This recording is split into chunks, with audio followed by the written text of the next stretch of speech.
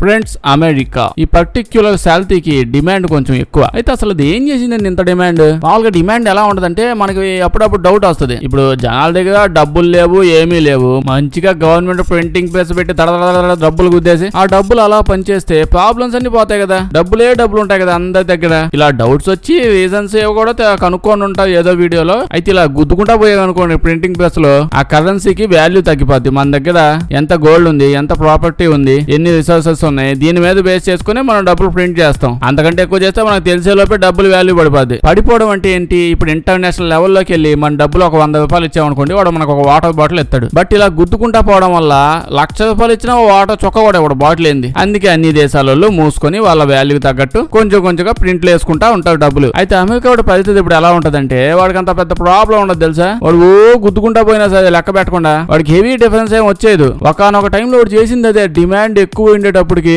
News పేపర్లు గుద్దినట్టు గుద్ది వదిలే డబ్బులని. అయితే వాడి దేశం ఆ విధంగా అవ్వడానికి గల రీజన్ ఏంటి? దీని వెనక ఎన్నో ఏళ్ల హిస్టరీ ఉంది. అంటే ఎన్నో ఏళ్ళు కాదు. బేసిక్ గా ఇప్పుడు అమెరికాని సూపర్ పవర్ కంట్రీ అంటారు కదా.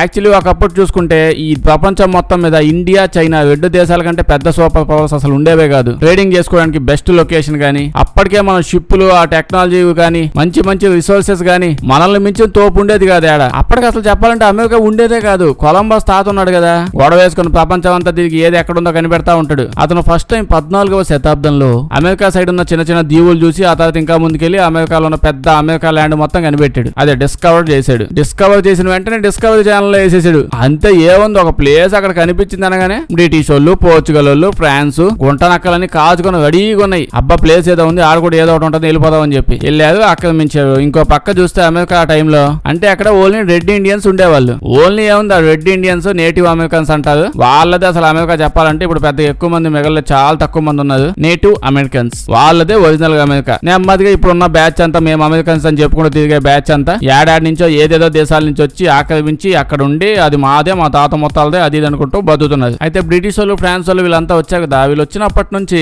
నేటివ్ అమెరికన్స్ తెగ చచ్చిపోతున్నారు పాపం. అంటే వీళ్ళే చంపేస్తున్నారు అనుకోండి యాదవులు, మా కిందే ఉండాలి అది ఇది అని చెప్పి ఓవర్ యాక్షన్ చేస్తారు. వీళ్ళు అట్టాగు వాళ్ళు ఒప్పుకోరు. అంటే వాళ్ళంతా చిన్న తెగల్లాగా అడవిలో అక్కడ ఇక్కడ అలా బతుకుతూ ఉంటారు. ఇంకో పక్క చాలా మంది ఇప్పుడు ఊరక 4 సైన్యం కాదు, జనాలు వచ్చేసారు వాళ్ళ సైడ్ నుంచి ఇక్కడ ఉండడానికి. వీళ్ళు వచ్చేవాళ్ళు రకరకాల వింత జబ్బులన్నీ ఎత్తుకొచ్చారు అక్కడి నుంచి. పాపం వీళ్ళ ఇమ్యూన్ సిస్టమ్ అంత బాగాలేకపోవడం వల్ల ఏవేవో జబ్బులు అంటుకొని పాపం నేటివ్ అమెరికన్స్ అంతా చచ్చిపోయారు. లిటరల్లీ 90% పోయారండి. మహా అయితే ఆడాడ కొంతమంది మిగిలేదు, వాళ్ళు బతుకున్నారు అంతే. బ్రిటిష్ వాళ్ళు, ఫ్రాన్స్ వాళ్ళు ఇద్దరు ఇంకా అమెరికా మీద పడి రాజ్యాలుగా పెడగొట్టి ఇంకా గొడవ పడి నాకు కావాలని నీకోటి నాకోటి అని చెప్పి అలా ముక్కలుగా పంచుకున్నారు. లాస్ట్ బ్రిటిష్ వాడు ఫ్రాన్స్ తో యుద్ధం చేసి అన్ని దక్కించేసుకున్నారు. కానీ ఆ గ్యాప్ లో ఏమైంది, బ్రిటిష్ వాడికి బాగా నష్టం వచ్చింది. యుద్ధాలు చేస్తే అదే వచ్చేది. సో ఇప్పుడు బ్రిటిష్ వాడు ఏం చేశాడు, అమెరికాలో కాలనీస్ లాగా ఆక్రమించి పెట్టాడు కదా. వాళ్ళ దగ్గర పోయి నేను కష్టపడి ప్యాంటు చొక్క చింపుకొని మరి ఫైట్ చేశా, చిరిగిపోయిన డబ్బులు బాగా వచ్చాయి, ఆ డబ్బులని మీదే వాళ్ళని చెప్పి అన్నాడు. అమెరికాలో ఉన్న 13 చిన్న రాజ్యాలు ఉండేవి కదా, వాళ్ళంతా కలిసి ఎవడో నిన్ను యుద్ధం చేయమంది,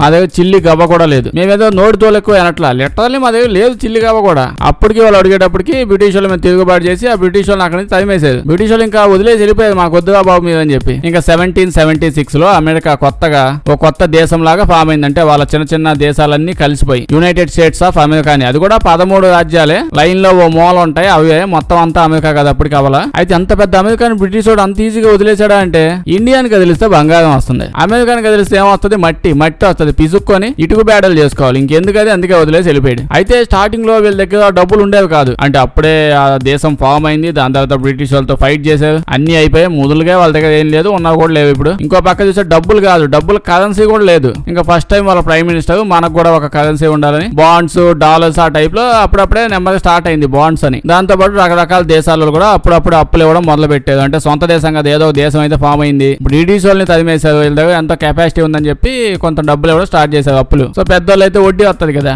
అంతా బాగానే నడుస్తూ ఉంటే ఈ అమెరికా వాళ్ళు స్టార్టింగ్ లోనే లిటరల్లీ చెప్పుకోవడానికి ఎట్ట చెప్పుకున్నారు, అయ్యో మాది చాలా ఇండిపెండెంట్ దేశం, దాంతో పాటు మేము ఇండిపెండెంట్ గా నచ్చినట్టు ఉంటాము, ఇంకో దేశాల మీద అసలు అటాక్ కూడా చేయము, ఆ బ్రిటిష్ వాళ్ళు, ఫ్రాన్స్ వాళ్ళు, వీళ్ళంతా పోర్చుగీస్ వాళ్ళు ఉన్నది ఆ టైప్ గా చాలా మంచి అని చెప్పి అందరికి అట్నే చెప్తూ ఉండేవాళ్ళు. కానీ ఇటు పక్క మూల ఏం చేస్తూ ఉన్నారు, ఇలా దేశాలను ఎక్స్పాండ్ చేసుకుంటే ఇంకా బాగుంటుందని చెప్పి వాళ్ళకి థాట్స్ వచ్చాయి. అంటే ఎంత పెద్ద ప్లేస్ ఉండి ఎంత పెద్ద దేశం అయితే మనం అంత స్ట్రాంగ్ అవుతూ పోతామని. దాంతో ఎంతో డిస్టెన్స్ లో ఉన్న లిటరల్లీ హవాయి దేశం మీద పడి, హవాయి దేశంలో కింగ్డమ్ ఉండేది, ఆ కింగ్డమ్ ని తుంచేసి వాళ్ళ దేశంలో కలిపేసుకున్నారు. నిజంగా చాలా డిస్టెన్స్ లో ఉంటది అది, దాన్ని వాళ్ళు కలిపేసుకున్నారు వీళ్ళ దేశంలోకి. ఫిలిప్పైన్ దేశాన్ని కూడా లాగేసుకున్నారు. ఇట్లా లెక్క చాలా ఉన్నాయిలేండి, చిన్న దేశాలను వాళ్ళ దేశాల్లో కలిపేసుకుని ఓవర్ యాక్షన్ చేస్తా ఉంటాం. మళ్ళీ మాది ఇండిపెండెంట్, మేము ఎవరు జోలికి పోవడం అసలు మంచి వాళ్ళు అది అని అంటే దాని తర్వాత ఫిలిప్పీన్స్ వాళ్ళే మేము ఉన్నామా బాబు మీద తేడాగల్లా ఉన్నారని చెప్పి వాళ్ళ దేశం నుంచి వీళ్ళు బయటకు వచ్చేసారు కంప్లీట్ గా. అయితే దీని తర్వాత నేను ఇప్పుడు దా చెప్పిందంతా అమెరికాలో ఒక మూల ఒక సైడ్ అని చెప్పాను కదా. ఆ 13 దేశ చిన్న చిన్నవే కలిసి అయ్యాయి. దీని తర్వాత లూజియానా, ఆ టెక్సాస్ ఇట్లాంటి పెద్ద పెద్ద ప్లేసులు ఉన్నాయి. అవన్నీ నెమ్మదిగా ఒక్కోడుగా కలవడం స్టార్ట్ అయ్యాయి. ఎందుకంటే ఆ టైంలో ఏదో దాంట్లో ఉండాలి. ఉంటే బ్రిటిష్ వాళ్ళతో ఉండాలి, లేదా పోర్చుగల్ తో ఉండాలి, లేదా ఇప్పుడు అమెరికా పక్క దేశమే ఉంది, మనం దీంట్లో కలిసిపోతాం అని చెప్పి అందరూ దాంట్లో కలిసిపోయారు. లూజియానా అయితే ఫ్రాన్స్ అండర్ లో ఉండేది. అమెరికా వాళ్ళకి డబ్బులు ఇచ్చి అంటే ఆ ఫ్రాన్స్ వాళ్ళు ఆ టైంలో యుద్ధం చేస్తానులేండి, యుద్ధం చేస్తా డబ్బులు తక్కువ అయ్యేసరికి వాళ్ళ దగ్గర పోయి బేగం ఆడి లిటరల్లీ $15 బిలియన్ $1 మిలియన్ కి మాట్లాడి లూజియానా దేశాన్ని తీసేసుకున్నారు. లిటరల్లీ ఇవన్నీ కలిసాక యదవులు ఫస్ట్ టైం నల్లోళ్ళు తెల్లోళ్ళు అని డిఫరెన్సెస్ తీసుకొని రావడం మొదలు పెట్టారు. నల్లగా ఉండే వాళ్ళందరినీ వీళ్ళందరూ గులాంలు జస్ట్ బానిసల్లాగా ఉండాలి. అమెరికాలో తెల్లోళ్ళే పెద్దోళ్ళు, వాళ్ళే తోపులంతా. నల్లగా ఉంటే చాలు, అసలు వాళ్ళకి మాట్లాడే హక్కు కూడా లేదు, అంతే పడి ఉండాలి. అది మామూలు ఉండదు. ఆ హిస్టరీ చాలా భయంకరంగా ఉంటది. కలర్ బేస్ మీద ఆ టైంలో పిచ్చి కుక్క వేషాలు ఈ అమెరికా వాడికంటే ఇంకెవడు వేయలేదు. ఇంకో పక్క యదవులు వచ్చిన వాళ్ళందరూ వాళ్ళదేదో పెద్ద సొంత దేశం అన్నట్టు అక్కడ ఉన్న ప్రతి ఒక్కడు అంటే ప్రతి ఒక్క అమెరికా వాడు ఇప్పటికీ ఇప్పుడున్న వాళ్ళు కూడా వాళ్ళ తాత మొత్తాలు కానీ ఎవరిది వాళ్ళ దేశం కాదు. అది ఎక్కడెక్కడో ఏదో దేశాల నుంచి ఇక్కడికి వచ్చి సెటిల్ అయిన వాళ్ళే అంతా. ఒరిజినల్ అమెరికన్స్ అక్కడ ఉండి అక్కడ పెరిగి అదే ప్లేస్ సంబంధించిన వాళ్ళు రెడ్ ఇండియన్స్ కదా, నేటివ్ అమెరికన్స్.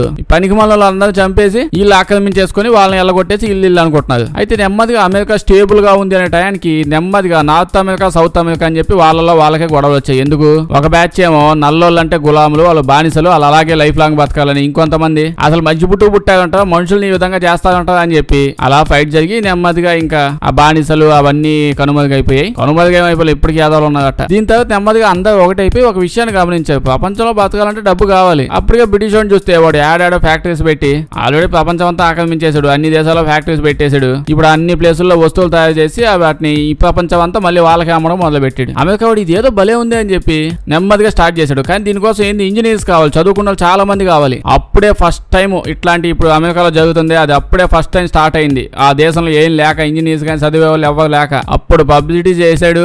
అమెరికా అంటే ఫ్రీ కంట్రీ, ఎవడైనా రావచ్చు, ఎట్నుంచైనా రావచ్చు, ఎలాగైనా రావచ్చు, వచ్చేయండి, మీ దగ్గర స్కిల్స్ ఉంటే చాలా అసలు పిచ్చి సంపాదించుకోవచ్చు అని పోస్టర్స్ వేసాడు. ఇంకా అంతే చదువుకున్న వాళ్ళు, చదువు రానోళ్ళు, టెక్నీషియన్స్, డబ్బున్నోళ్ళు ఎవడెవడో మొత్తం అమెరికాకి రావడం అప్పట్లోనే మొదలు పెట్టారు. అంటే వచ్చి బిజినెస్ చేద్దామని, లేదా వాళ్ళ టాలెంట్ అక్కడ నిరూపించుకొని ఇంకా డెవలప్ అవుదామని. ఇంకా అంతే ప్రొడక్షన్ స్టార్ట్ అయింది. మామూలుగా స్టార్ట్ అవ్వాల. రకరకాల దేశాల నుంచి వచ్చిన పెద్ద తెలివైన వాళ్ళందరూ మంచి ఫ్యాక్టరీలు పెట్టారు. వీళ్ళకి డబ్బు సంపాదించి పెడుతున్నారు. అంతా బానే ఉంది. బట్ యాక్చువల్లీ అమెరికా ఇంత గొప్పగా అవడానికి, ఆ బలుబు అవడానికి గల మెయిన్ రీజన్ నెమ్మదిగా వచ్చింది. అదేంటో కాదు, మొదటి ప్రపంచ యుద్ధం. గట్టిగా గమనిస్తే అమెరికా ఎప్పుడు వరల్డ్ వార్ లో అసలు ప్రపంచ యుద్ధాలు జరుగుతాయి, అందులో ఇన్వాల్వ్ అవ్వలేదు. యూరోప్ లో ఉన్న దేశాలన్నీ తన్నుకుంటూ చచ్చుకుంటూ గీక్కుంటూ గోక్కుంటూ ఆడాడే తిరుగుతూ ఉన్నారు. అయితే అమెరికా యుద్ధం చేసిన వాళ్ళ దేశంలో వాడు ఎప్పుడు యుద్ధం చేయాల. వీళ్ళ దేశాన్ని వేరే దేశాలకు వెళ్ళి అంటే వీళ్ళ సైన్యాన్ని జస్ట్ ఆ దేశాలకు పంపించి ఆ మిగతా దేశాలను ఇంకొంచెం గెలికింది. కానీ లిటరల్లీ అమెరికా దేశంలో యుద్ధం జరగలేదు. మొదట్లో అయితే అన్ని దేశాలలో అడిగారు. ఇప్పుడు అందరూ అప్పట్లో ప్రపంచ యుద్ధం స్టార్ట్ అవగానే అన్ని దేశాలలో నేను ఆ పార్టీ, నేను ఈ టీమ్స్ గా డివైడ్ అయిపోయాయి. 2 టీమ్స్, నువ్వు వాడి సైడ్ నేను వీడి సైడ్ అని చెప్పి. అమెరికాను కూడా అడిగారు నువ్వు ఏ టీమ్ లోకి వస్తావా అని చెప్పి. వాడు అమెరికా వాడేమో శాంతమే ప్రశాంతం, లిటరల్లీ మేము అందరం శాంతగా పిల్లలం, మేము యుద్ధంలో ఇన్వాల్వ్ అవ్వం, మీ మానాన్ని మీరు ఆడుకోండి అని చెప్పి వదిలేసిన తర్వాత దీని తర్వాత కంపెనీలు పెట్టాడు.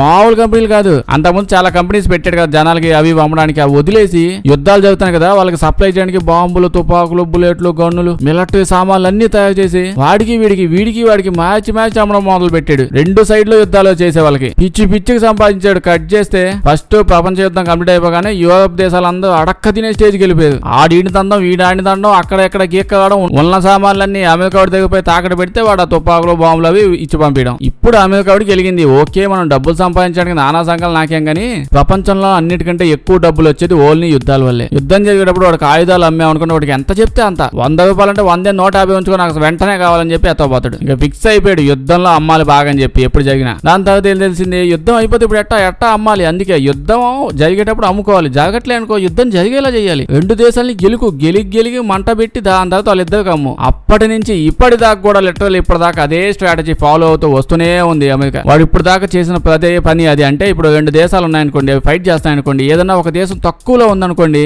వాళ్ళు ఫైట్ చేసే స్టేజ్ లేదనుకోండి, వీడు వాడి దగ్గర పోయి ఎవరికి తెలియకుండా కొంచెం డబ్బులు సప్లై చేసి మీరు కూడా యుద్ధం చేయండి, పొండి పాపం మీరు అందరూ డబ్బులు లేక కష్టపడి అసలు అనాథల్లో బతుకుతున్నారు అని డబ్బులు ఇచ్చి ఉసుగొలిపి మళ్ళీ వాడి మీద యుద్ధానికి బాగా పంపించేసి దాని మీద ఇంకో 2-3 దేశాలు ఫాలో అయ్యేలాగా ఇన్వాల్వ్ అయ్యేలా చేసి వాళ్ళకి అమ్ముతాడు ఇటు. మళ్ళీ అయితే బాగానే సంపాదించాడు. కానీ మొదటి ప్రపంచ యుద్ధం కంప్లీట్ అయిపోయాక కొన్నేళ్లకి గ్రేట్ అమెరికన్ డిప్రెషన్ ఒకటి వచ్చిందండి. అంటే ఆ టైంలో ట్రేడ్ మార్కెట్ పడిపోవడం ఒకటి చేసిన గోళ వీటి వల్ల స్టాక్ మార్కెట్ దుమ్మను పడిపోయింది. అమెరికా ఎట్టు కాకుండా పోయింది. ఇంత సంపాదించి మళ్ళీ బిక్కు బిక్కుమంటే ఈ స్టేజ్కి వచ్చావేంటో అని చెప్పి బాధపడుతున్న టయానికి అప్పుడు అడుగు పెట్టాడండి ఎవడో హిట్లర్ అడుగు పెట్టిన తర్వాత ప్రపంచ దేశాలన్నీ సంఖనాగిపోయాయి కానీ ఓన్లీ అమెరికా వాడికి మాత్రమే పెద్ద లాభం వచ్చింది. ఎంత లాభం అంటే లిటరల్లీ అమెరికా వాళ్ళు ఇప్పటికి కూడా హిట్లర్కి దండేసి దండం పెట్టి ఆడి కాళ్ళు గడి దాన్ని సాయం చేసినా తప్పులేదు. అంత లాభం వచ్చింది హిట్లర్ వల్ల. ఇప్పుడు అమెరికా ఈ స్టేజ్ లో ఉండడానికి ఏకైక రీజన్ హిట్లర్ గాడు. అసలు అమెరికా వాడు హిట్లర్ ఎవడు అనే అధికారమే లేదు. నా ఉద్దేశంలో చెప్పాలంటే హిట్లర్ అమెరికా వాళ్ళ డాడీ. అంటే హిట్లర్ గాడే కదా యూరోప్ లో ఉన్న ప్రతి ఒక్క దేశాన్ని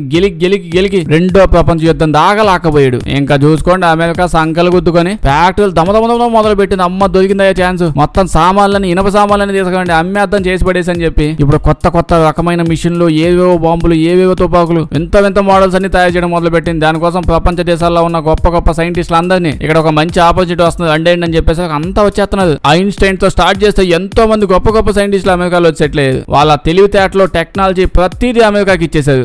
గొప్పని ఆడాడు చదువుకొని వచ్చేది. కొత్త బాంబులు అవి తయారు చేసింది ఎవరు? అమెరికా వాడు అంటారంటే అమెరికా దేశంలో చేశారు. చేసిందంతా జర్మనీ సైంటిస్టులు. జపానోడికి అందుకే ఒళ్ళు మండింది. బేసికల్లీ చెప్తుంటారు కదా జపానోడు రెండో ప్రపంచ యుద్ధంలో అసలు వాడు ఏం చేయకపోయినా పోయి అమెరికా వాడిని గెలికాడని చెప్పి. ఎందుకు జపానోడికి అర్థమైంది అసలైన ఏదో ఈడు అమెరికా వాడు యుద్ధం ఎప్పుడు ఆగిపోయేది. బట్ వాడు సప్లై చేస్తూనే ఉన్నాడు తుపాకులు అవి అని చెప్పి. మళ్ళీ ఆడేం చేస్తున్నాడు యుద్ధంలో అట్లా ఇంకా మండదా అప్పుడే వేసేయండి ఆ పిల్ల దాని మీద గొడవ. అయితే అప్పుడే అమెరికా వాడికి ఒక విషయం అర్థమైంది. ఏంది అంటే వాడి దగ్గర సైంటిస్ట్ అని జర్మనీ సైంటిస్టులు కదా వాళ్ళకున్న బ్రెయిన్ ముందు అసలు ఏది పనికిరాదని తెలిసింది. ఐన్స్టైన్ ఏంజోల్లో జర్మనీలో పెచ్చగా ఉన్నది. ఆ ఐన్స్టైన్ బాగా ఎక్కువ ఫేమస్ అయ్యేది అంతే. దీని తర్వాత చూసుకుంటే అమెరికా వాడు ఏం చేసాడు తెలుసా? జర్మనీలో ఉన్న పెద్ద సైంటిస్టులు అందరినీ బెదిరించడం మొదలు పెట్టాడు. చూడు నీకు రెండు అవకాశాలు ఉన్నాయి. ఒకటి నువ్వు మీ ఇంటికి వెళ్ళే లోపు లారీ కింద పడి చచ్చిపోతావా, లేదా మాతో పాటు అమెరికాకు వచ్చాక నీ తెలివితేటలన్నీ మా దేశం మీద పెట్టు. మా దేశాన్ని డెవలప్ చేయి, మీకు అద్భుతమైన లైఫ్ ఇస్తాము, డబ్బు ఇస్తాము, హోదా ఇస్తాము, ప్రతిదీ ఇస్తాము, మిమ్మల్ని వరల్డ్ ఫేమస్ చేస్తాము, మా కోసం కష్టపడం, లేకపోతే మీ ఊళ్ళో లారీ కింద పడి చచ్చిపోతావని చెప్పి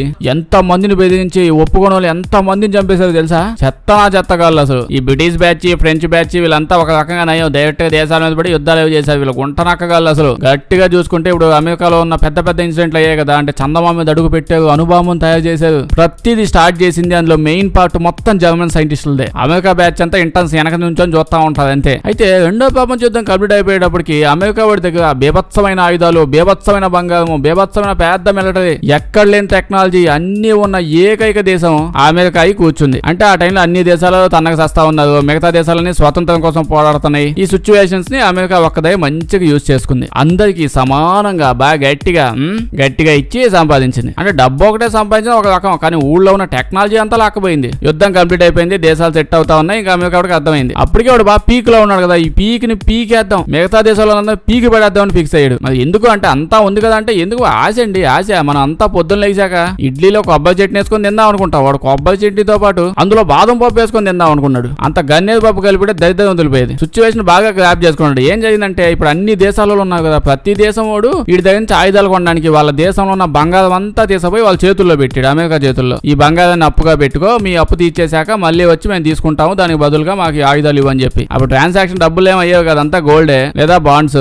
రెండో ప్రపంచ యుద్ధం కంప్లీట్ అయ్యే టైంకి వరల్డ్ లో ఉన్న 60% గోల్డ్ ఆ అమెరికా వాడు ఒక్కడి దగ్గర ఉంది. అప్పుడు యుద్ధం అయ్యాక వాడు వాళ్ళ దేశాల అందరినీ పిలిపించి అన్ని దేశాలని చూడండి ఇప్పుడు మీ పరిస్థితి నాకు అర్థమైంది. పాపం మీరు పసిపిల్లల్లాగా కొట్టుమిట్టాడుతున్నారు నాకు తెలుసు. నేనున్నాను మీకు. ఓ పని చేయండి, మీ దగ్గర డబ్బులు లేవు, బంగారం లేదు, ఆస్తులు లేవు, మిలిటరీ లేదు, టెక్నాలజీ లేదు, ఏం లేదు, మిమ్మల్ని ఎట్నే వదిలేసా అనుకోండి లిటరల్లీ అడక్క తింటారు అంతా. సో ఓ పని చేయండి, మీరు అందరు కలిసి ఓన్లీ డాలర్స్ లోనే ట్రేడింగ్ చేయండి. పక్క దేశాలంతా ఒకతో ఒక ట్రేడింగ్ చేసుకుంటూ ఉంటారు కదా, అవి కొనాలి ఇవి కొనాలని చెప్పి అన్ని డాలర్స్ లోనే కొనండి. మా ఊళ్ళో ప్రింటింగ్ మిషన్ ఉంది, మొత్తం ప్రింటింగ్ మిషన్ డాలర్స్ అన్ని గుద్ది మీకు ఇస్తాం, మీరు ఆ డాలర్స్ లోనే చెయ్యండి మొత్తం వ్యాపారం. ఫస్ట్ మీరంతా ఇలా సెటిల్ అయిపోయింది, బాగా సెటిల్ అయిపోయాక డాలర్స్ ఎక్కువ సంపాదించి పెట్టుకున్నారు అనుకోండి, ఆ డబ్బు తెచ్చి మాకు ఇచ్చేస్తే మీ బంగారం మీకు ఇచ్చేస్తాం. సింపుల్ విషయం, మీకోసం కాబట్టి ఇవన్నీ చేస్తున్నాం. ఇంకెవరైనా అయితే జోలుకు కూడా పోయే వాళ్ళం కాదు మేము, ఓకేనని చెప్పి వాళ్ళందరికీ $15 బిలియన్ డబ్బులు అప్పుగా ఇచ్చాడు. అప్పుగా దానమే ఉంచుకొని దాచిపెట్టుకుని అని చెప్పి ఏం చేశాడు, కాగితాలు తీసుకొచ్చి గుద్దాడు, ఇచ్చేసాడు కాగితం మొక్కలు అన్నట్టు. ఇక వీళ్ళందరూ చేయడానికి నో చెప్పడానికి కూడా ఏం లేదు, అన్ని మోసుకొని ఓకే చెప్పాల్సిందే. ఇంకా ఎవరి దగ్గర ఏం లేదు, ఇడు ఒక్కడేదో ఇస్తాడని చెప్పాడు. ఇంకో పక్క వాళ్ళ బంగారం అంతా ఇడి దగ్గర ఉంది. యుద్ధం చేద్దాం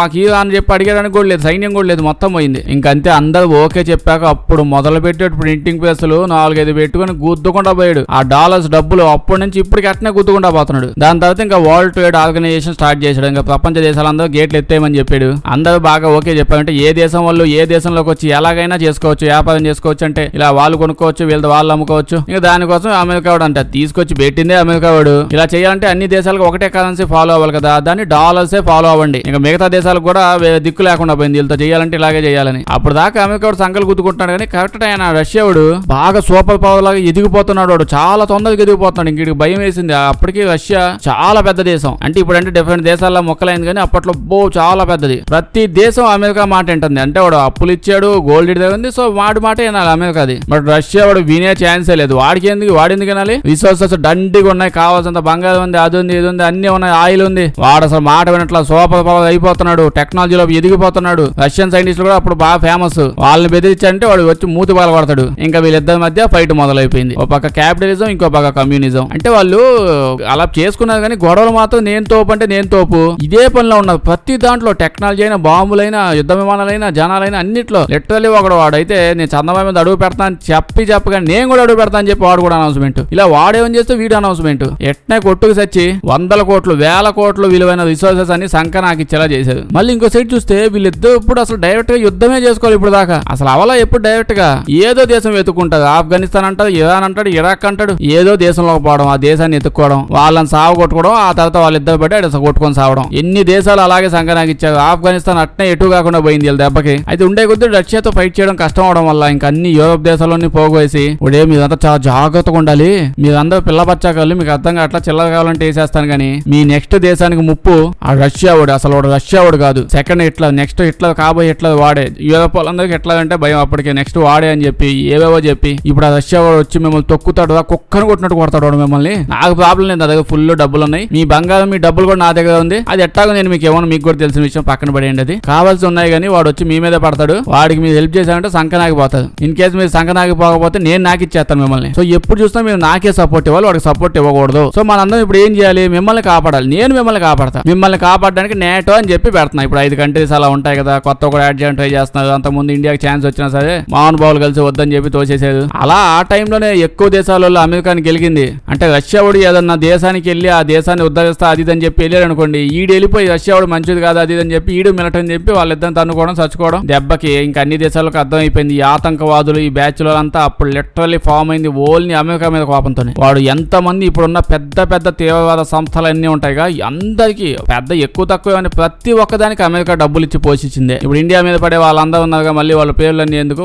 యూట్యూబ్ వీడియో తీసేస్తాడు. వాళ్ళందరికి కూడా డబ్బులు అమెరికా కూడా ఇచ్చింది, ఆ దేశం వాళ్ళు కూడా ఇవ్వాలి, ఈడే ఇచ్చి మేపాడు. ఇంకో పక్క డాలర్స్ కావాలి, మాకు డబ్బులు కావాలంటే వాళ్ళు లిటరల్లీ ప్రింటింగ్ ప్రెస్ ఇచ్చి డాలర్స్ గుద్దే ఇస్తాడు అంతే. ఒక టైంకి ఫ్రాన్స్ వాడికి భయం వేసింది, ఏంది ఈ రకంగా ప్రింటింగ్ ప్రెస్ లో గుద్దుతున్నాడు, జిరాక్స్ పేపర్లు అనుకుంటున్నాడు ఏంది, ఎగ్జామ్ ముందు చిట్టీలు గుద్దినట్టు అట్ట గుద్దుతున్నాడు ఏంది, ఇట్లా చేస్తే అమెరికా డాలర్ వెళ్ళి పడిపోద్ది, అప్పుడు మేము ఎటు కాకుండా పోతాం. ఇంకా ఎక్కడెక్కడో అప్పులు చేసేసి నాకి చిల్లరంతా పోగేసుకొని డబ్బులన్నీ షిప్ కేసుకుపోయి వాడు అమెరికా వాడికి ఇచ్చి, నువ్వు నాకు ఇచ్చిన డబ్బులని చక్కెర రొట్టితో పాటు వేసి తీసుకొచ్చని డబ్బులు తీసేసుకో, నా గోల్డ్ నాకు ఇచ్చాయంటే అమెరికా వాడు బాగా నుంచి బంగారం మీద ఎవడో నువ్వు మా ఇంటి కిందకి వచ్చావు, నేను నిన్ను పిలిచానా, ఓకే నీ బంగారం నా దగ్గర ఉంది కానీ నేను నీకు బంగారం ఇవ్వను, డబ్బులు కావాలంటే చెప్పు, ఇప్పుడు షిప్ ఎత్తుకొచ్చావుగా అట్టని 4 షిప్పుల నిండా డబ్బులు ఇచ్చి పంపిస్తా, అయితే నీ బంగారానికి బదులుగా నేను నీకు ఇచ్చేది నమ్మకం, నా నమ్మకం ఎప్పుడు నీతోనే ఉంటది అని పంపించేసాడు. ఇంకేం చేయలేడు, ఏమంటాడు. రష్యా వాడు కూడా ఇంకా నెమ్మదిగా అటు ఇటు అని చెప్పి దేశాలు మొక్కలు అయిపోయి సప్పబడిపోయి సల్లబడిపోయాడు. అంటే అమెరికా రేంజ్ తో పోలిస్తే అసలు అది పెద్ద కథ. అమెరికా వాడు ఎట్ట గోల్ చేసి ఎంతెంత సోచ్ చేశాడు, ఇంకా ఉన్న అది కూడా పోయింది కదా. అప్పటికి అమెరికా వాడు ఆగలేదండి, అన్ని దేశాలకు పోవడం మొదలు పెట్టాడు. అంటే అసలు ఇంకా భూమి ఉన్న రోజులు అమెరికా ప్రాబ్లం రాకుండా ఉందామని ఎన్నో దేశాల ప్రెసిడెంట్స్ వాళ్ళ కంట్రోల్లో పెట్టడానికి ట్రై చేశారు. కంట్రోల్లో ఉండకపోతే ఆపోజిట్ పార్టీ వాళ్ళకి డబ్బులు ఇచ్చి మేపి వాళ్ళని వచ్చేలా చేసి అప్పుడు కంట్రోల్లో పెట్టే వాళ్ళు చేశారు. మీడియాని కంట్రోల్లో పెట్టుకోవడానికి ట్రై చేస్తారు. ఎవడు వెలిగి ఎక్కువ మాట్లాడినా డబ్బులు కుదరడం ప్రింటింగ్ ప్రెస్ లో పడేయడం. అయితే ఇలా ఎంత ప్రింటింగ్ ప్రెస్ వేసి గుద్దినా డాలర్ వాల్యూ మాత్రం అసలు పడదు. ఎందుకంటే ప్రపంచం అంతా దాని మీద డిపెండ్ అయింది. డాలర్స్ కూడా పక్కన పడేస్తే ఆ టెక్నాలజీ చూడండి, ప్రపంచంలో ఉన్న పెద్ద పెద్ద చదువుకున్న వాళ్ళు, తెలివైన వాళ్ళు అందరూ ఇక్కడికే వస్తారు. బిలియనీర్స్ అంతా ఎక్కువ ఇక్కడే ఉంటారు. ఈ లేదో పీకుతుంది ఏం లేదు. ఎలాన్ మస్క్ దగ్గర నుంచి సుందర్ పిచ్చే దాకా తెలివైన వాళ్ళంతా ఎవ్వరు అమెరికా దేశం వాళ్ళు కాదు, వేరే దేశం నుంచి వచ్చి ఇక్కడ ఉన్న వాళ్ళే. పబ్లిసిటీ అలా ఉంటది, నీ దగ్గర టాలెంట్ ఉందా వచ్చాయి, మా దేశం కంటే ఏ దేశం నిన్ను బాగా చూసుకోదని. అది ఒకటి చెప్పేది నిజమే. అయితే ఇప్పుడు ఇంకోటి చూసుకుంటే వీళ్ళు ఇంత సంపాదిస్తున్నారు కదా, వాళ్ళ దేశంలో జనాలంతా హ్యాపీగా ఉండి బాగా చూసుకుంటున్నారంటే లేదు. అంటే ఇంత చేశారు కదా, ఇంత గొప్ప స్టేజ్ లో ఉన్నారు కదా, మరి దేశంలో జనాలు బాగుండాలి కదా. ఈ ప్రపంచంలో అన్నిటికంటే అన్ఈవెన్ వెల్త్ సిస్టమ్ ఆ అమెరికాలోనే ఉంటది. ఎక్కువ ఆస్తులన్నీ ఆ టాప్ లో ఉన్న వాళ్ళ దగ్గర ఉంటాయి, మిగతా కింద ఉన్న వాళ్ళ దగ్గర అంత ట్యాక్సులు కట్టుకుంటారే బతుకైపోయింది వాళ్ళది. లిటరల్లీ ఆలోచించండి, ఇప్పుడు హెల్త్ పాడైతే మన దేశంలో ఇక చాలా బెస్ట్. హెల్త్ బాగా అయితే వెంటనే వెళ్ళిపోవచ్చు, మీరు 5 నిమిషాలు డాక్టర్ దగ్గర పోవచ్చు. అక్కడ అసలు ఛాన్సే ఉండదు. వాళ్ళ దేశంలో హెల్త్ కు ఉండే అంత కాస్ట్లీ ఇంక ఎక్కడ ఉండదు. ఆరోగ్యం కాపాడుకోవాలంటే మొత్తం సంకనాకి పోవాలి. డాక్టర్ అపాయింట్మెంట్ దొరకదు ఫస్ట్. ఇంకా చదువు విషయం అయితే మీరు మర్చిపోండి. అక్కడ బాగా చదువుకొని డిగ్రీ పట్టా పొందాలంటే ఏదో యుద్ధం చేసి వచ్చినట్టు ఉంటది. అంత ఖర్చు అయితే మీ ఆస్తులన్నీ అమ్ముకొని పోవాల్సి వస్తుంది. నువ్వు బాగా చదువుకున్నా సరే. ఇదంతా చదివిపోదంటే ఆ తుపాకులు కలిసేవమ్మా. అదేం కలిసేది వాళ్ళ బాధ ఏందో అర్థం కాదు. తుపాకులు లేకలేదు. ఎవడు పెడతాడు పట్టుకుని తిరగపోవచ్చు. అసలు ఎవడనో పట్టుకోవచ్చు. అదేంది అసలు? ఎవడుగా మీకు చదువు చెప్పింది? కిల్లీలు అమ్మినట్టు తుపాకులు అమ్మడం ఏంటి అసలు? బేసిక్ చదువు హెల్త్ కూడా సరిగ్గా ప్రొవైడ్ చేయలేకపోతున్నా. అంటే అందరూ కూడా తోపని చెప్పుకుంటూ తిరుగుతున్నారు కదా, అది కూడా ప్రొవైడ్ చేయలేకపోతున్నారు. ఇంకేంది? మీరేమంటారు అమెరికా గురించి? ఏం చెప్పాలి మీరే చెప్పండి. ఇది అయితే పోతనే ఉంటది ఎంత చెప్పినా. నచ్చుంటే లైక్ చేయడం మర్చిపోకండి. ఇలాంటి వీడియోస్ ఇంకా ఉంటే మా ఛానల్ చెక్ చేసి చూడండి. అలాగే సబ్స్క్రైబ్ చేసేయండి.